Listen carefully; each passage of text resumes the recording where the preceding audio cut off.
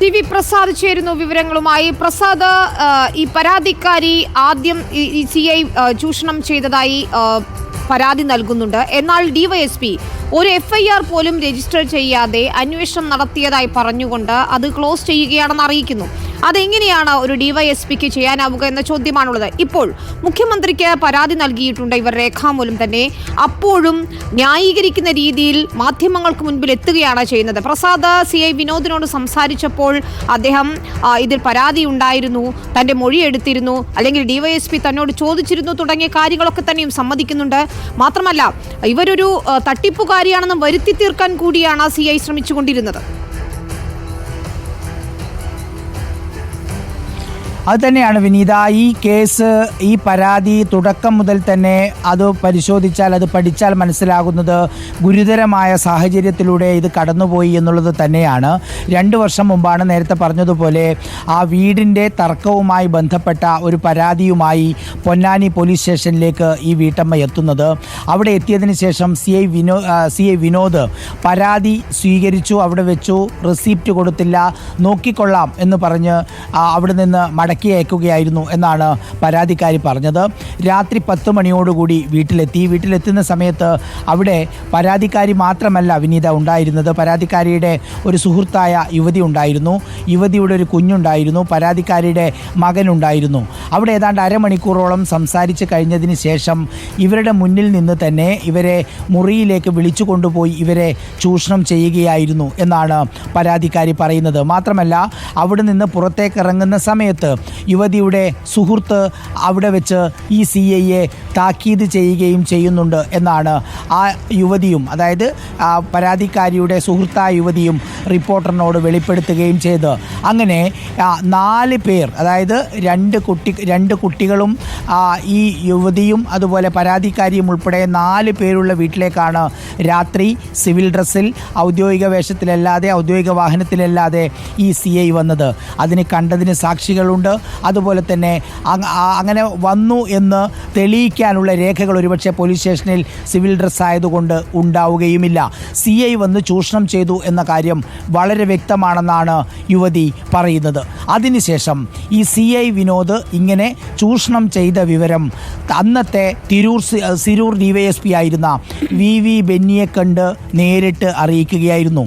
ഈ പരാതി കൊടുക്കാൻ പോകുന്ന സ്ഥലത്തെല്ലാം വിനീത അവരുടെ മകനുണ്ടായിരുന്നു, ഒപ്പം കുടുംബ സുഹൃത്തായ ഒരു യുവാവും ഉണ്ടായിരുന്നു. അവരാണ് ഇവർ 3 പേര് പോയാണ് ഈ പരാതിയെല്ലാം കൊടുക്കുന്നത്. DYSP ബെന്നിയുടെ അടുത്ത് ഈ പരാതി പറഞ്ഞപ്പോൾ അത് തേഞ്ഞു പോകുന്നതൊന്നുമല്ലല്ലോ എന്ന രീതിയിൽ പറഞ്ഞ് സ്ത്രീത്വത്തെ അപമാനിക്കുകയാണ് DYSP VV ബെന്നി ചെയ്തത്. തുടർന്ന ദിവസങ്ങളിൽ പരാതിയിൽ മറ്റ് ഡെവലപ്മെൻറ്റുകളൊന്നുമില്ലാത്ത സമയത്ത് വീണ്ടും DYSP ബെന്നിയെ പോലീസ് സ്റ്റേഷനിൽ പോയി കാണുന്നുണ്ടായിരുന്നു. അങ്ങനെയാണ് ഒരു ദിവസം വീട്ടിലേക്ക് എത്തുന്ന സമയത്ത് ഈ പരാതിക്കാരിയും മകനും മാത്രമാണ് അവിടെ ഉണ്ടായിരുന്നത്. അവിടെ വെച്ച് ഇവരെ ചൂഷണം ചെയ്യാൻ ശ്രമിച്ചു. ഇവർ തട്ടിമാറ്റി ബഹളം വെച്ചു.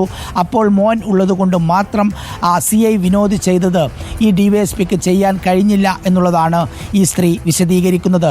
അതിനുശേഷം പരാതിയുമായി പോകുന്നത് SP-യുടെ അടുത്താണ്, സുജിത് ദാസിൻ്റെ അടുത്താണ്. ഈ പറയുന്നത് പോലെ ആദ്യം പോകുമ്പോൾ മകനും കുടുംബ സുഹൃത്തായ യുവാവും ഉണ്ടായിരുന്നു.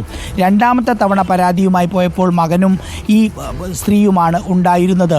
പിന്നീടാണ് ആരെയും കൂട്ടാതെ വരണം എന്ന് പറഞ്ഞ് 2 തവണ 2 സ്ഥലങ്ങളിലേക്കായി കൊണ്ടുപോയി, 2 വീടുകളിലേക്കായി കൊണ്ടുപോയി ഇവരെ ഗുരുതരമായി പീഡിപ്പിച്ചത് എന്നുള്ളതാണ് യുവതി പറയുന്നത്.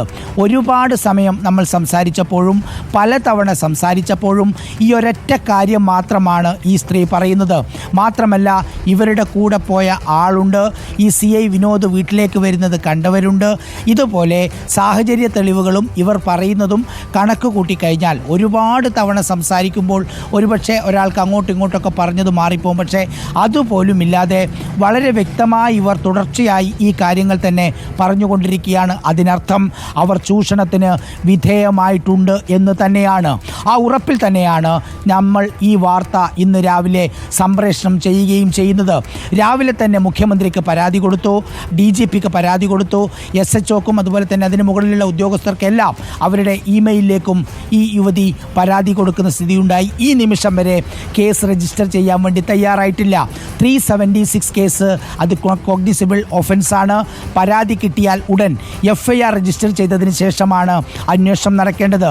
പക്ഷേ BV ബെന്നിക്ക് വിനോദിനെതിരെയുള്ള പരാതി കൊടുത്ത സമയത്ത് VV ബെന്നി പറഞ്ഞതനുസരിച്ച് 2 വനിതാ പോലീസ് ഉദ്യോഗസ്ഥർ ഇവരുടെ വീട്ടിലെത്തി മൊഴിയെടുക്കുകയും ചെയ്തിട്ടുണ്ട്. പക്ഷേ ആ കേസിലും FIR രജിസ്റ്റർ ചെയ്തിട്ടില്ല. ആദ്യത്തെ വീട് സംബന്ധമായ കേസിലും പരാതിയിലും FIR ഇല്ല. സുജിത് ദാസിനെ കണ്ടു കൊടുത്ത പരാതിയിലും FIR ഇല്ല. ചുരുക്കത്തിൽ അതേ സമയത്ത് തന്നെ ചൂഷണം നടന്ന അതേ സമയത്ത് തന്നെ ഇവർ പരാതി കൊടുത്തെങ്കിലും അതിൽ നടപടിയെടുക്കുന്നതിന് വേണ്ടി തയ്യാറായില്ല. ഏറ്റവും ഒടുവിൽ പോലീസിനെതിരെ ഗുരുതര ആരോപണങ്ങൾ ഉയരുന്ന ഘട്ടത്തിലാണ് അതിന് ഒരു ധൈര്യം വന്ന് ഇവർ നമ്മളോട് ഇത് പറയാൻ തയ്യാറാകുന്നത്. വരുന്ന ദിവസങ്ങളിലും നമ്മൾ ഈ വാർത്ത ഫോളോ ചെയ്യും. ഇവർക്ക് നീതി കിട്ടുന്നതുവരെ നമ്മൾ ഈ പോരാട്ടത്തിലുണ്ടാകും. പോലീസ് ഉദ്യോഗസ്ഥർ പ്രത്യേകിച്ച് ഒരിക്കലും ചെയ്യാൻ പാടില്ലാത്തതാണ് ഇവിടെ ചെയ്തത് എന്ന നല്ല ബോധ്യത്തിൻ്റെ അടിസ്ഥാനത്തിലാണ് നമ്മളിത് റിപ്പോർട്ട് ചെയ്യുന്നത്. ഇത് നമ്മൾ ഫോളോ ചെയ്യുക തന്നെ ചെയ്യും. വിനീത.